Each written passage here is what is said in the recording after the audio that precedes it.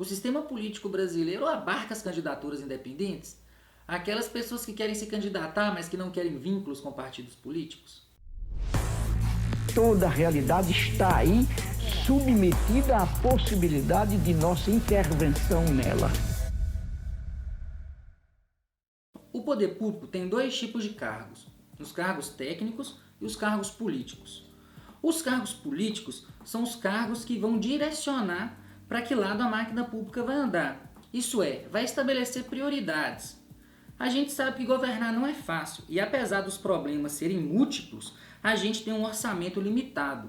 O orçamento da prefeitura é uma realidade, é um imperativo. Então é de acordo com aquele orçamento a gente vai conseguir responder a alguns anseios da sociedade. Infelizmente não são todos, mas quais são eles? Quem vai dizer quais são essas prioridades são os cargos políticos. Esses cargos políticos é que vão estar dentro da administração pública, lembrando o tempo todo, gente, tem que resolver isso, tem que resolver aquilo, e cabe aos cargos técnicos resolver essa demanda. Então o cargo técnico tem que ter o conhecimento de identificar esse problema e resolver. E o cargo político tem que ter a sensibilidade de saber priorizar o que para a sociedade é mais importante naquele momento. O cargo técnico, esse cargo efetivo, ele acessa a máquina pública através de concurso. Já o cargo político, ele acessa a máquina pública através de eleição, é através do voto. É o povo que coloca ele lá, porque segundo a nossa lei, segundo a nossa Constituição, o governo é feito para o povo e governar é dar prioridades. Então o próprio povo é que vai dar suas prioridades. Ele faz isso através do voto, com um contrato de 4 anos. Então de 4 em 4 anos, o povo pode renovar aquela direção ou, se tiver arrependido, mudar de direção, estabelecer uma prioridade e depois estabelecer outras prioridades. Então essa dinâmica que é dada através das eleições é a maneira de você ter os cargos políticos, diretamente com os cargos e com os mandatos, ou indiretamente, através dos cargos de confiança, os cargos de primeiro escalão como secretaria. Então só existem cargos 100% técnicos ou cargos 100% políticos? Não, eu estou falando aqui a grosso modo, mas existem cargos que são um pouco técnico e um pouco político, como secretários. Vamos dar um exemplo. O cargo político, 100% político, é o prefeito ou a prefeita. Esse cargo é como se fosse uma antena. O que esse cargo tem que fazer, a principal função dessa pessoa, desse prefeito, por ser um cargo político 100% integralmente na essência, é ser uma antena e captar quais são as prioridades das pessoas da cidade. Então, se essa pessoa estiver sintonizada, se ela tiver a capacidade de identificar, de ser sensível e realmente conseguir estabelecer um critério que as pessoas acham justo de prioridades, esse prefeito, esse cargo vai ser bem sucedido. Porque ele vai dizer as prioridades de uma maneira eficaz e coerente. Aquelas pessoas que são um pouco técnico e um pouco político, por exemplo, o secretário, ele tem que ser metade antena, porque ele também tem que emitir um sinal, uma sintonia. Ele também tem que estabelecer a prioridade dentro da secretaria do assunto que ele trata. Porém, ele tem que também ter uma noção da técnica para ele saber a linguagem e até o que pedir para os seus subordinados, para os seus cargos técnicos. Já os cargos técnicos, em tese, eles nem podem elencar prioridade dentro da administração pública. Eles têm apenas que executar aquela prioridade orientada pelo cargo político, que é quem está lá delegado pelo povo para estabelecer essas prioridades. Então, quanto melhor o cargo técnico, melhor vai ser a resolução do problema, porque ele vai conseguir materializar a resposta para aquela demanda que o povo passou para o prefeito, e o prefeito, por ser uma antena boa, fina, que está em sintonia com o povo, conseguiu passar para o seu secretário que estava em sintonia com o prefeito, porque se ele não estiver em sintonia, ele não pega essa demanda direito, mas como ele está em sintonia nesse nosso exemplo, ele consegue captar essa sintonia, consegue passar para os seus subordinados, e os seus subordinados conseguem, então, dar materialidade para essa sintonia. Eles são como alto-falantes que conseguem aí emitir um som, emitir uma onda sonora. Então, ele vai conseguir, daquela sintonia, materializar uma proposta daquilo que o povo ansiou e o prefeito conseguiu fazer a leitura. Então, quanto mais próximo do cidadão, quanto mais próximo do eleitor, das pessoas, o cargo político está, melhor vai ser a sintonia dele, melhor vão ser as prioridades, e se ele tiver um cargo técnico de qualidade mesmo, melhor também vai ser a resposta. Então a prioridade vai ser justa para a população e a resposta vai ser bem dada pelos bons quadros técnicos que estão lá através do concurso. Então beleza, eu já entendi para que serve um cargo político na administração pública. Mas como que faz para uma pessoa virar um cargo político? Só existe uma maneira.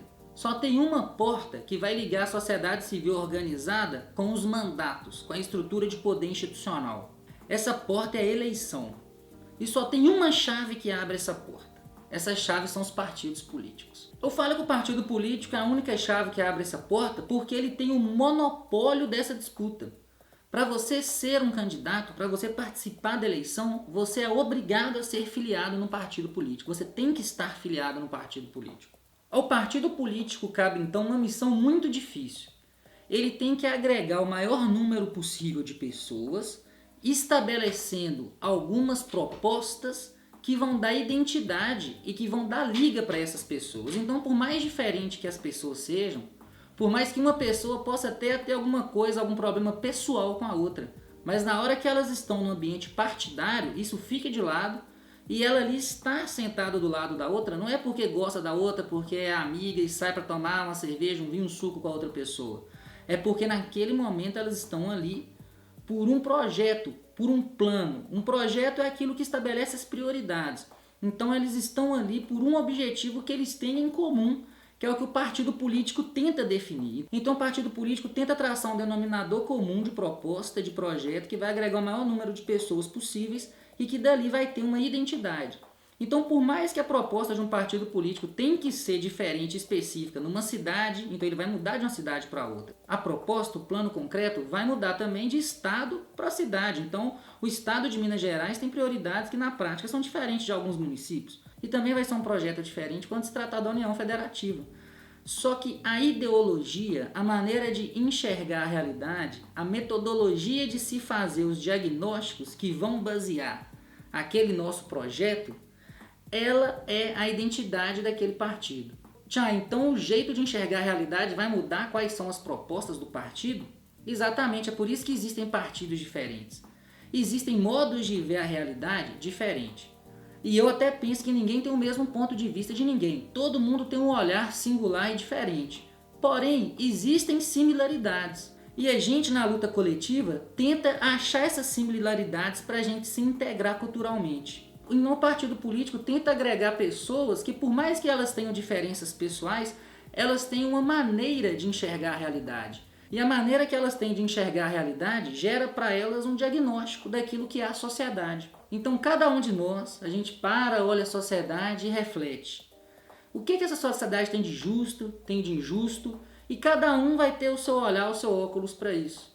E através dessa realidade é que a gente vai pensar quais são esses problemas, vamos elencar esses problemas e vamos saber o seguinte: se nós somos um partido e a gente tem que ter um denominador comum para disputar as eleições, quais dos problemas que nós elencamos que vai ser a nossa prioridade? Essa prioridade é o projeto. O desafio do partido político então é enorme.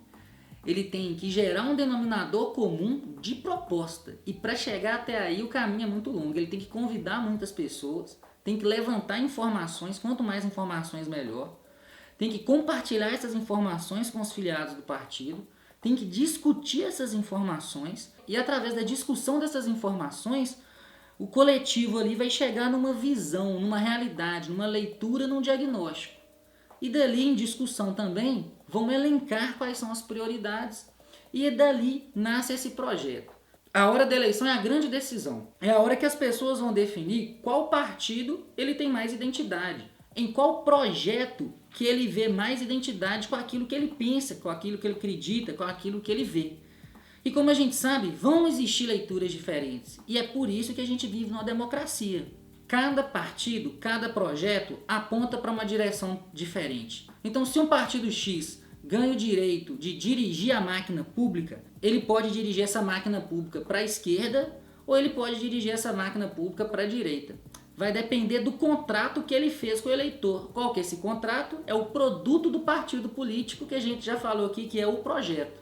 Então quer dizer que quando tem uma eleição e o partido ganha uma eleição para prefeito, ou para presidente, ou para governador, é esse partido que governa? Não. Nas democracias, vários partidos governam junto ao mesmo tempo. Alguns têm uma maior fatia de poder, outras têm uma menor fatia de poder. Mas a tentativa é desconcentrar esse poder e deixá-lo com controle social. Na prática, para vencer uma eleição para o cargo de executivo, o partido precisa de muitos votos. E só os votos do seu filiado não é garantido para ter a vitória. Então ele vai precisar de procurar partidos e organizações aliadas.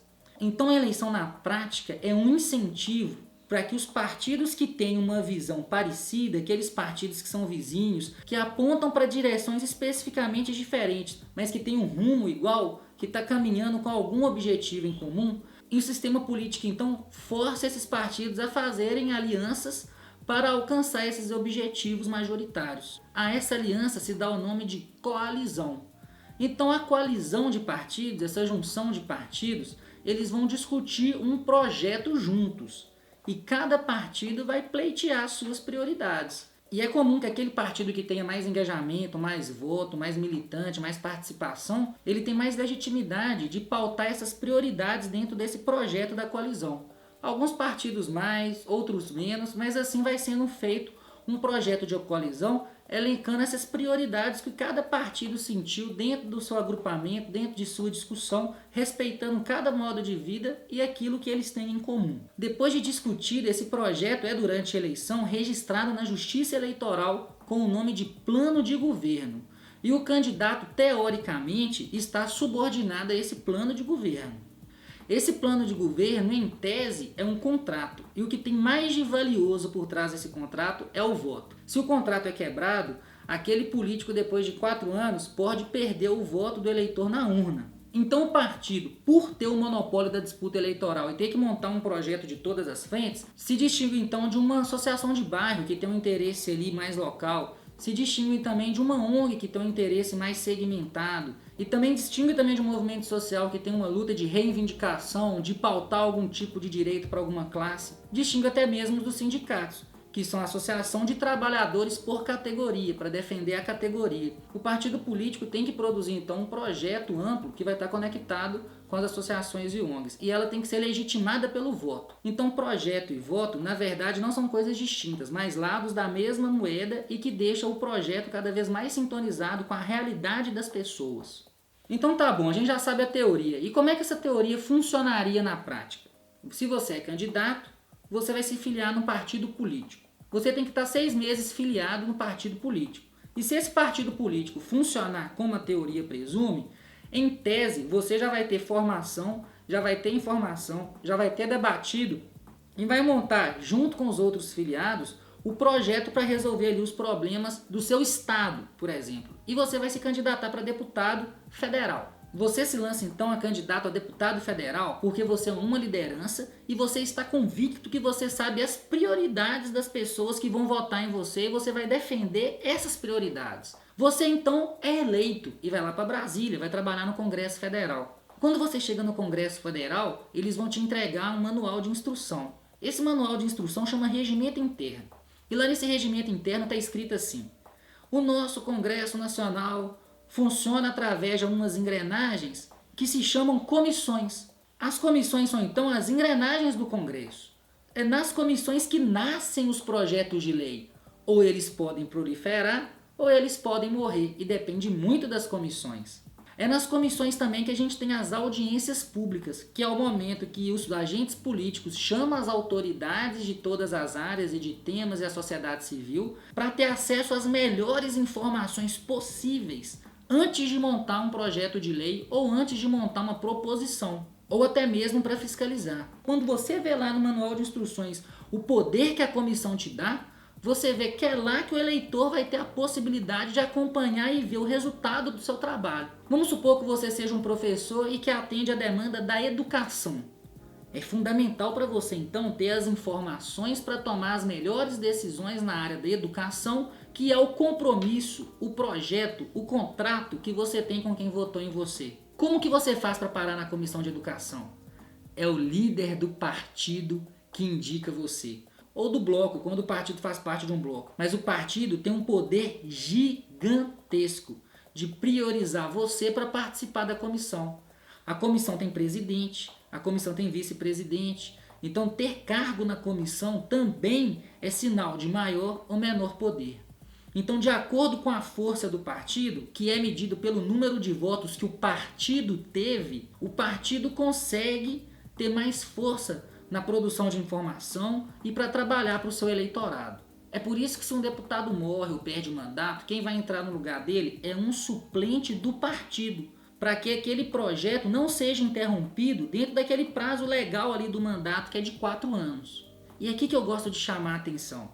Se tem suplente, a gente não vota só na pessoa. Se tem suplente, é sinal que a gente vota numa lista. E quem faz essa lista é quem tem a chave, o monopólio das eleições, que são os partidos políticos. Por exemplo, quando o eleitor vai na urna e digita 5 dígitos lá do seu candidato a vereador, vamos supor que é 18444, ele quando aperta 18, ele está escolhendo a lista que o partido Rede Sustentabilidade escolheu. Quando ele vai digitar depois o 444, ele está querendo priorizar uma pessoa do partido dentro daquela lista. Mas primeiro o voto dele vai contar para a lista. Na hora da apuração não é diferente. Primeiro vai contar quantos votos cada partido teve ao todo. Depois vai estabelecer, com base nesse número de votos, quantas cadeiras dentro da Câmara aquele partido vai ter direito. Depois é que vai ver lá dentro do partido quem é o primeiro, segundo ou terceiro mais votado, se ele tiver feito 3 cadeiras, nesse nosso exemplo. Poxa, Chay, você está falando isso aí, mas eu votei no meu deputado, independente do partido, votei só na pessoa dele. Então vamos pensar o que aconteceu no seu caso. Você votou numa pessoa que não fazia questão de estabelecer nenhum vínculo com partido nenhum. E ela ganhou. Ela chegou lá no Congresso e precisou de participar de comissão. Ou ela participa das comissões, ou ela vai ficar totalmente fora das estruturas e vai parecer que ela está trabalhando muito menos que os outros deputados que estão nas comissões. O que o deputado vai fazer para manter seu voto? Ele vai abdicar das comissões e vai bancar sua postura independente? Ou ele vai ter que conversar com o partido e aceitar as prioridades que o partido em discussão interna estabeleceu como as mais fundamentais? Caso ele se adeque a essas prioridades do coletivo, ele pode comprar briga com aquele eleitor que votou nele independente do partido. E caso ele não consiga estabelecer essa sinergia com o coletivo que ele pertence, que é o partido político, ele pode cair no ostracismo e não conseguir responder à demanda sua, do eleitor dele, e você também pode deixar de votar. Eu vou dar um exemplo que aconteceu no Brasil, um caso que ficou conhecido, que é o da Tabata Amaral. A Tabata Amaral se elegeu no partido PDT e teve uma reunião interna no PDT que eles decidiram votar contra a reforma da Previdência. A Tabata Amaral votou a favor. Então muito filiado do PDT do Brasil inteiro ficou bravo. Eles reivindicaram, inclusive nas redes sociais, falando assim: a gente está no PDT, capilariza o partido, faz o debate interno, contribui, faz reunião, leva o partido aqui nas costas na base.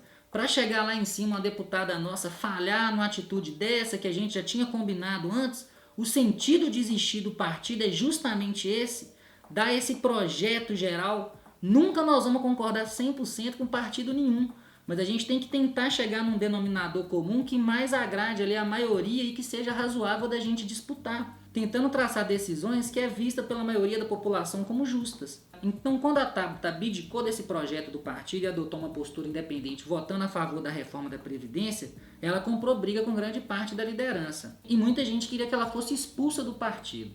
Existe uma lei de fidelidade partidária que fala que o deputado só pode sair do partido em períodos fora da janela se ele for expulso. Senão ele tem que ficar no partido ou ele perde o mandato se ele quiser sair do partido. Então, no caso da Tabata, talvez para ela ser expulsa não seria tão ruim assim. Eu vou te dar uma dica de por que eu acho isso. Vamos lembrar de novo das comissões. Não é o partido que indica para as comissões. Se por acaso ela foi expulsa, como uma grande parte dos filiados queriam, ela ia poder ir para outro partido. Um tipo de poder de negociação que ela podia estabelecer é o seguinte: partido X, qual comissão você faz parte? Qual comissão que você pode me indicar para participar? Para ela ir para esse partido, continuar em comissões e continuar a ter poder para executar suas demandas. Só que ela não foi eleita só com os votos dela. Para ela ser deputada, primeiro contou os votos que o PDT teve como um todo. Então a cadeira dela como deputada, segundo o cálculo eleitoral, é graças a todos os votos que o partido dela teve no estado dela, que é São Paulo. Então, se ela não tem sintonia dentro das prioridades desse partido que as pessoas votaram, ela não vai ter acesso às estruturas de poder que pautam essas prioridades. Então o que o PDT faz para punir? No lugar de expulsar, não indica ela para comissão nenhuma. Ela precisa da comissão de educação e se o PDT quiser, pode não indicá-la para a comissão de educação e ela não ter acesso a essa ferramenta que para ela é elementar. Essas estruturas não são necessariamente boas nem ruins, são ferramentas, é o sistema político brasileiro segundo o regimento interno da Câmara. Se as engrenagens da política brasileira pressupõem os partidos políticos funcionando, quando a gente vai lá e vota só na pessoa, desconsiderando totalmente os partidos, essas ferramentas e essas engrenagens vão funcionar de maneira, no mínimo, distorcida e desequilibrada. Se a grande maioria do eleitorado vota apenas pensando nas pessoas e desconsidera totalmente o partido, isso vai ter, obviamente, distorções e desequilíbrios nessas engrenagens que pressupõem que o partido está funcionando regularmente. E se para a maioria absoluta das pessoas o partido não é visto mais como aquele projeto que precisa da legitimidade do voto, o próprio partido passa a ser apenas um compilado, um amontoado de pessoas que querem se juntar matematicamente para eleger. E quando a liga não é o projeto, não é a ideia, a liga só pode ser o dinheiro.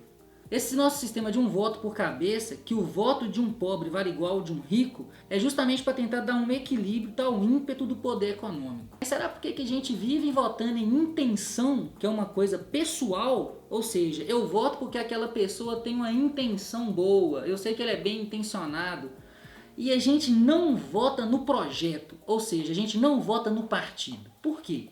Olha, pode ter muitos motivos. Pode ser porque a nossa cultura é caudilhista, como dizem alguns, e muito tempo na nossa história a gente teve um imperador que a gente culturalmente atribuía como uma pessoa para resolver todos os problemas da nação. Pode ser também que existem núcleos da sociedade que antes de ter os partidos fortalecidos pela Constituição de 88, detinham grande parte do poder político, como as oligarquias, e agora, depois da Constituição de 88, que aumentou o poder do povo através dos partidos políticos, não querem dividir com os partidos políticos esse poder na prática, não. Eles acham o seguinte, até 88 a gente tinha um poder de oligarquia aqui muito grande, por que o presidente da multinacional tal, filiado a um partido chique, vai sentar em pé de igualdade para discutir projeto de igual para igual com um pedreiro que é presidente de um partido ligado à causa trabalhista, por exemplo? Um terceiro motivo muito relevante é a falta de informação. É muitas vezes a gente não saber que a gente vota numa lista que vai inclusive falar quem que é o suplente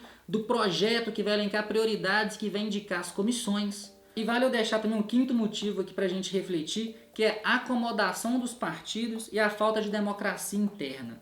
E essa falta de democracia interna dos partidos a gente vê ela de diversas maneiras. Talvez tenha um jovem ali se destacando, um youtuber como Humberto do Saia do Matrix, por exemplo, está se destacando e algum partido o convida para fazer parte para ele candidatar. Mas ele não quer candidatar, ele quer contribuir de outra maneira. E é bem-vindo com formação, com outras possibilidades. E muitos partidos não querem. Falam, não, aqui é para você vir para candidatar, porque aqui a gente quer que é a matemática. E não entende a estrutura partidária complexa, que você precisa de um batalhão guerreiro que vai para a disputa, que é a trincheira eleitoral, mas você precisa também da estrutura partidária funcionando organicamente para formar as pessoas, para discutir, para dar informação, para dar conhecimento, para dar formação.